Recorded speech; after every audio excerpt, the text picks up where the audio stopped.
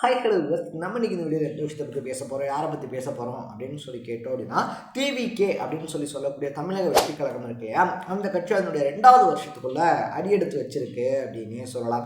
So போன வருஷம் இந்நேரம் பார்த்தோம் அப்படின்னா திடுதிப்புன்னு ஒரு அறிவிப்பு அப்படின்றது தமிழக வெற்றி கழகம் அப்படின்னு சொல்லிட்டு நான் அரசியல் கட்சி ஆரம்பிக்கிறேன் அப்படின்னு சொல்லிட்டு பார்த்தோம் அப்படின்னா தலைவர் விஜய் இருக்கார் இல்லையா, அவர் அனௌன்ஸ் பண்ணுறாரு அப்படின்னு சொல்லலாம். ஸோ அந்த டைமில் பார்த்தோம் அப்படின்னா அந்த கட்சியினுடைய பெயர் இருக்கு இல்லையா, அது எக்கச்சக்கமாக கொண்டாடப்பட்டு அட் த சேம் டைம்ல பார்த்தோம் நம்முடைய கொள்கைகள்லாம் என்ன அப்படின்றத நான் பின்னாட்கள் அறிவிக்கிறேன் அப்படின்ற மாதிரியும் அந்த லெட்டர் பேட் இருக்கு இல்லையா அதில் தெரிவிச்சிருந்தாரு. ஸோ இந்த 1 இயரை டிவிகே எப்படி கிராஸ் பண்ணியிருக்காங்க, அதை தாண்டி பார்த்தோம் அப்படின்னா டிவிகே அப்படின்னு சொல்லக்கூடிய தமிழக வெற்றி கழகம் இருக்கு இல்லையா, 4 பேருடைய கட்டுப்பாட்டில் தான் இருக்கு அப்படின்னு சொல்றாங்க. யார் அந்த 4 பேர், அவங்க என்ன பண்றாங்க டிவிகேல அப்படின்னு சொல்லி தான் இந்த வீடியோவில் பேச போறோம்.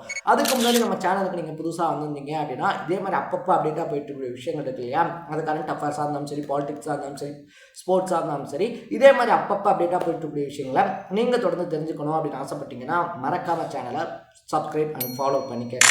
ஸோ ஃபர்ஸ்ட் ஆஃப் ஆல் யாருப்பா அந்த நம்பர் 1 அப்படின்னு கேட்டோம் அப்படின்னா, அது நம்ம தலைவர் விஜய் கூட கிடையாது அப்படின்னு தான் சொல்லணும். என்னடா சொல்கிறேன், கட்சியினுடைய தலைவரே விஜய் தான், பட் விஜயே கிடையாது அப்படின்னா அப்போ யாருக்கு தான் அங்கே முக்கியமான பொறுப்பு அப்படின்னு கேட்டோம் அப்படின்னா, டிவிகேனுடைய பவர் சென்டரா யாரை சொல்றாங்க அப்படின்னு பார்த்தோம்னா ஜான் ஆரோக்கியசாமி அப்படின்றவர் தான் சொல்றாங்க அப்படின்னே சொல்லலாம். என்னப்பா சொல்ற, விஜயை விட பெரிய ஆளா அப்படின்னு கேட்டோம் அப்படின்னா ஒரு விதத்தில் ஒத்துக்க வேண்டிய ஒரு விஷயம் தான் அப்படின்னே சொல்லலாம். ஏன்னா விஜய் இருக்கார் இல்லையா, அவர் அரசியல் களம் அப்படின்றதுக்கு புதுசு. இத்தனை வருஷமா அரசியல் களத்தை வெளியில பார்த்திருந்தாலும் என்னதான் அப்சர்வ் அப்படின்றத பண்ணியிருந்தாலும் இப்போ களத்துக்கு வந்திருக்கிறதுனால பார்த்தோம் அப்படின்னா விஜய் அரசியல் களத்துக்கு புதுசு. ஸோ என்னென்ன மாதிரியான வியூகங்கள் அப்படின்றத இங்கே பண்ணணும், இன்னும் சொல்ல போனோம் அப்படின்னா எலெக்ஷனுக்கு எப்படி ப்ரிப்பேர் ஆகணும், என்னென்ன மாதிரியான விஷயங்களை பண்ணணும் அப்படின்னு சொல்லி விஜய்க்கு அவ்வளோவா தெரியாது. அப்படின்றதுனால தளபதி விஜய் இருக்கார் இல்லையா, இப்போ தலைவர் விஜய், ஸோ அவரை ப்ரொமோட் பண்ணுறதுக்கும் தமிழக வெற்றி கழகத்தை பார்த்தோம் அப்படின்னா எல்லா முறைகள்லையுமே கொண்டு போய் சேர்த்து இத்தனை நாள் மக்கள் இயக்கம், அது மட்டும் இல்லாமல் நற்பணி மன்றமாக இருந்தது இருக்கு இல்லையா, அதை அரசியல் கட்சியாக மக்கள் மத்தியில் பதிய வைக்கிறதுக்கான வேலை அப்படின்றத தான் ஜான் ஆரோக்கியசாமி பார்க்குறாரு அப்படின்னு சொல்கிறாங்க. அதனால தான் பார்த்தோம்னா தமிழக வெற்றி கழகத்துடைய பவர் சென்டரே ஜான் ஆரோக்கியசாமி தான் அப்படின்னு சொல்லப்படுது. ஸோ ரீசன்ட் டைமில் பார்த்தோம்னா அவர் பேசின வீடியோ, அவர் பேசின ஆடியோ அப்படின்னு சொல்லிட்டு கூட ஒரு சிலது பார்த்தோம்னா ட்ரெண்ட் ஆக்கப்பட்டுச்சு அப்படின்னு சொல்லலாம். யாருக்கும் அந்த ஜான் ஆரோக்கியசாமி விஜயை நம்பி இவ்வளோ பெரிய பொறுப்பை கொடுக்குறாரா அப்படின்னு கேட்டோம் அப்படின்னா, இதுக்கு முன்னாடி பல வேலைகளில் ஜான் ஆரோக்கியசாமி இருந்திருந்தாலும் பார்த்தோம் அப்படின்னா முதல் எலெக்ஷன் வேலை அப்படின்றத மும்பை மாநகராட்சி தேர்தல் இருக்கு இல்லையா, அதுக்காக பார்த்தோம் அப்படின்னா சிவசேனாக்காக பார்க்குறாரு. ஸோ அவங்க வேலை பார்த்த ஸ்ட்ராட்டஜிஸாக இருந்தாலும் சரி, வேலை பார்த்த விதமாக இருந்தாலும் சரி பிடிச்சதுனால அங்கே முதலமைச்சர் அந்த உத்தவ் தாக்கரே இருக்கார் இல்லையா, அவருடைய மகனான ஆதித்யா தாக்கரேக்கு வேலை பாருங்க அப்படின்னு சொல்றாரு. ஸோ அங்கே தொடங்கி பார்த்தோம் அப்படின்னா கர்நாடகாவில் சித்தராமையா, அதுக்கப்புறமா டெல்லியில் அரவிந்த் கெஜ்ரிவால், இவங்க மட்டும்தானா அப்படின்னு கேட்டோம் அப்படின்னா 2014 அன்புமணி ராமதாஸ் இருக்கார் இல்லையா, மாற்றம் முன்னேற்றம் அன்புமணி அப்படின்ற முழக்கத்தை வச்சது. அது மட்டும் இல்லாமல் 2021 நம்ம அண்ணன் சீமான் இருக்கார் இல்லையா, அவருக்கு பார்த்தோம் அப்படின்னா புரட்சி அப்படின்ற மாதிரியான விஷயங்கள் இருக்கு இல்லையா, அதெல்லாம் பார்த்தோம் அப்படின்னா மாற்றத்திற்கான எளிய மக்களின் புரட்சி அப்படின்ற வரிகள், இது எல்லாமே ஜான் ஆரோக்கியசாமி தந்தது தான் சொல்றாங்க. ஸோ கிட்டத்தட்ட ஒரு 10-15 வருஷமா கட்சிகளுக்கான வேலை அப்படின்ற ஜான் ஆரோக்கியசாமி பார்த்துக்கிட்டு இருக்காரு, அதாவது எலெக்ஷன் டைமில். அதனால் பார்த்தோம் அப்படின்னா 2026 எலெக்ஷன் தான் நம்மளுடைய நோக்கம் அப்படின்னு சொல்லி தான் விஜய் கட்சியே அறிவிச்சிருந்தார்.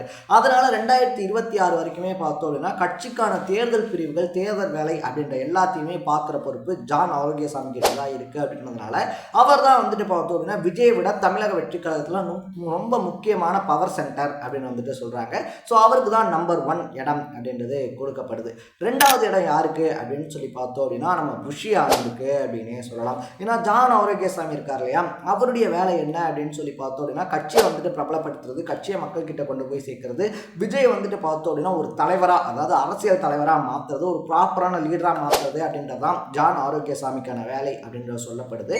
புஷ்யானதுக்கு பார்த்தோம் அப்படின்னா கட்சிக்காக உழைச்சவங்க இருக்காங்க இல்லையா, உண்மையானவங்க யாரு, அது மட்டும் இல்லாமல் விஜய் சொல்லக்கூடிய கொள்கைகள் இருக்கு இல்லையா, அதன்படி கட்சி செயல்படுதா அப்படின்றத பார்த்துக்கிற வேலை. அதாவது அந்த பிரிவுகள்லாம் இருக்கு இல்லையா, மாவட்ட செயலாளர்கள் அப்படின்னா அது இத்தனை பெண்கள் இருக்கணும், மகளிர் அணினா மொத்தமாக பெண்கள் தான் இருப்பாங்க, மாவட்ட செயலாளர்கள்னால் எத்தனை பெண்கள் இருக்கணும், நகராட்சி இருக்கு இல்லையா, நகராட்சியில் இருக்கக்கூடிய பிரிவுகளில் எத்தனை பெண்கள் இருக்கணும், உள்ளாட்சியில் எத்தனை சதவீத பெண்களுக்கு இடம் கொடுக்கணும் அப்படின்ற மாதிரி விஜயனுடைய கோட்பாடுகள் என்னவோ அவருடைய அரசியல் சித்தாந்தமாக என்ன அறிவிக்கிறாரோ அந்த சித்தாந்தங்கள் எல்லாம் கட்சிக்குள்ளே வந்துட்டு பார்த்தோம் அப்படின்னா அமல்படுத்தப்படுதா அப்படின்றத பார்க்குறது தான் புஷி ஆனந்துக்கான முக்கியமான வேலை அப்படின்னு வந்துட்டு சொல்லப்படுது. என்னப்பா சொல்கிற அப்படின்னு சொல்லி கேட்டோம் அப்படின்னா, இப்போ புஷி ஆனந்த் பெருசா ஜான் ஆரோக்கியசாமி பெருசா அப்படின்னு சொல்லி கேட்டோம் அப்படின்னா தெளிவாக சொல்லியிருக்காங்க. ஜான் ஆரோக்கியசாமிக்கு தேர்தல் இருக்கு இல்லையா, தேர்தல் வேலைகள் அப்படின்றது தான் முக்கியமான வேலை. பட் புஷி ஆனந்துக்கு வந்துட்டு பார்த்தோம் அப்படின்னா கட்சி வேலைகள் அப்படின்றது தான் முக்கியமான வேலை.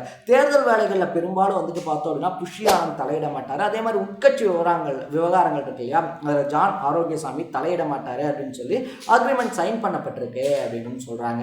ஸோ மூணாவது யார் அப்படின்னு சொல்லி பார்த்தோம் அப்படின்னா இப்போ வந்து சேர்ந்தவர் தான் அப்படின்னே சொல்லலாம். அது எப்படி இப்போ வந்து சேர்ந்தவர்கிட்ட அவ்வளோ பெரிய பொறுப்பு இருக்கும் அப்படின்னு சொல்லி கேட்டோம்னா அது கொடுக்கப்பட்டிருக்கு அப்படின்னே சொல்லலாம். அது வேற யாரும் கிடையாது, ஆதவ் அர்ஜுனா அப்படின்னு தான் சொல்லணும். என்னப்பா சொல்கிற, முந்தா நேத்தோ தானே சேர்ந்தார், அப்புறம் எப்படி கட்சி அவர் கட்டுப்பாட்டு கீழே வரும் அப்படின்னு சொல்லி கேட்டோம் அப்படின்னா இது வரைக்கும் ஜான் ஆரோக்கியசாமி இருக்கார் இல்லையா, அவர் மட்டும்தான் தேர்தல் வியூக வகுப்பாளர் அப்படின்ற பதவியில் வந்துட்டு டிவிக்காக வேலை பார்த்துக்கிட்டு இருந்தார். பட் இப்போ ஆதவ் அர்ஜுனா வந்திருக்கிறது பார்த்தோம் அப்படின்னா அவருடைய வாய்ஸ் ஆஃப் காமன் அப்படின்ற நிறுவனம் இருக்கு இல்லையா, அது ஆல்ரெடி வந்துட்டு பார்த்தோம் அப்படின்னா திமுக உட்பட பல கட்சிகளுக்கு அரசியல் வேலை அப்படின்றத பார்த்துருக்கு. அதனால ஆதவ் அர்ஜுனா வந்தோடனே பார்த்தோம் அப்படின்னா தேர்தல் பிரிவு அப்படின்ற மாதிரி ஒரு பிரிவையே உருவாக்கி அதில் முக்கியமான பொறுப்பு அப்படின்றது ஆதவ் அர்ஜுனாவுக்கு கொடுத்ததோட மட்டும் இல்லாமல் ஜான் ஆரோக்கியசாமி இருக்கார் இல்லையா, அவரோட சேர்ந்து செயல்படுவார் அப்படின்னு அறிவிச்சிருக்காங்க. இதனால வந்துட்டு பார்த்தோம் அப்படின்னா டிவிக்கு இப்போ ஆதவ் அர்ஜுனா இருக்கார் இல்லையா, அவருடைய கட்டுப்பாட்டின் கீழேயும் தான் இருக்குது அப்படின்னு வந்துட்டு சொல்கிறாங்க. இவங்க எல்லாருமே தான் வந்துட்டு பார்த்தோம் அப்படின்னா கட்சியை தேர்தலை நோக்கி கொண்டு போகக்கூடிய அந்த 3 பேர். லாஸ்ட் பட் நாட் லீஸ்ட் அப்படின்ற மாதிரி பார்த்தோம் அப்படின்னா நம்ம தலைவர் தளபதி விஜய் அப்படின்னே சொல்லலாம். ஏன் அவருக்கு வந்து இந்த லிஸ்ட்டில் கடைசி இடம் கொடுக்கப்படுது, என்னப்பா நீ வந்துட்டு சொல்லிக்கிட்டு இருக்க, தலைவரே அவர் தான், அவருக்கே 4வது இடம் தானா அப்படின்னு சொல்லி கேட்டோம்னா, ஏன்னா தளபதி தலைவர் விஜய் இருக்கார் இல்லையா, அவர் வந்துட்டு பார்த்தோம் அப்படின்னா இப்போ சினிமா அரசியல் இது ரெண்டுலையுமே வந்துட்டு ஈடுபட்டுக்கிட்டு இருக்காரு. முழு நேரமாக அவரால் கட்சி வேலைகள் அப்படின்றத பார்க்க முடியாது அப்படின்றதுனால இவங்க நம்பி அந்த பொறுப்புகளை ஒப்படைச்சிருக்காரு அப்படின்னு வந்துட்டு சொல்லப்படுது. ஸோ அவர் வந்துட்டு ஆல்ரெடி கமிட் பண்ண படங்கள் இருக்கு இல்லையா, இன்னும் ஒரே ஒரு படம் தான் இருக்குது, ஜனநாயகன் அப்படின்னு சொல்லிட்டு டைட்டில் கூட வச்சுட்டாங்க.